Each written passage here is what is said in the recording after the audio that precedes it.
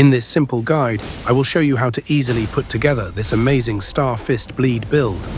The reason the Star Fist are so great is because of their charged attack. The charged heavy comes out insanely fast with this weapon and deals insane poise damage.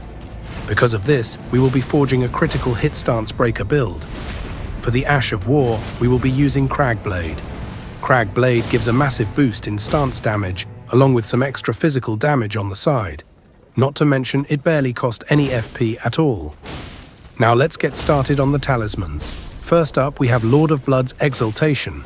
Since the Star Fist come with bleed by default, we can increase our attack power by a massive 20% every time bleed occurs. Next up is the Axe Talisman. The Axe Talisman will increase damage of all charged attacks. With this equipped, we can destroy bosses even faster. Just with these two alone, the build already has some pretty good damage, but to send our damage through the roof, we'll also be using the Blade of Mercy.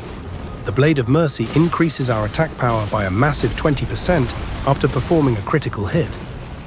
Lastly, use the Dagger Talisman. The Dagger Talisman will increase critical hit damage by a massive 17%. Another great substitute is the Two-Headed Turtle Talisman. The Two-Headed Turtle Talisman will raise our stamina recovery speed by a whopping 22%. This is great since the charged heavies use quite a bit of stamina. Now let's move on to the buffs. First, we will be using Golden Vow. Golden Vow is great for any build as it raises attack power and physical and non-physical damage negation. We will also be using Flame Grant Me Strength for that increase in physical damage. If you have some extra levels to use, then you could also utilize the Howl of Shabriri. The Howl of Shabriri increases our damage by a massive 25%, but keep in mind you will also be taking 30% more damage by using this. This build is looking great so far, but I'm still leaving out the most crucial piece, which I will reveal later. For now, let's get on with the armor sets. Here there isn't any specific set you should be using, but I always like the Rakshasa set. It gives us 2% extra damage per piece, so that's 8% extra damage in total, but keep in mind the extra damage you will take while using this. For the Wondrous physick, it is crucial that you have the Stone Barb Crystal tier and the Spiked Cracked tier.